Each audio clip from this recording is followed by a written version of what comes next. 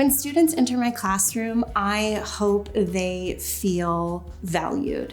I hope they feel like I care about each and every one of their individual educational careers, but also their development. I hope they feel seen.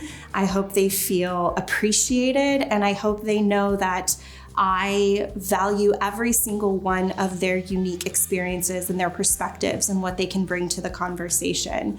I want them to feel encouraged and supported as they try to reach their educational goals.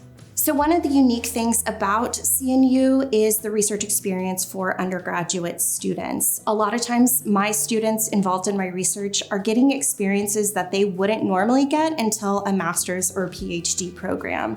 They're getting hands-on experience with data collection. We do hands-on experience with study design, and as well as submitting study designs to the Institutional Review Board for ethics review. They're getting hands-on experience with data analysis and interacting with participants and presenting at conferences.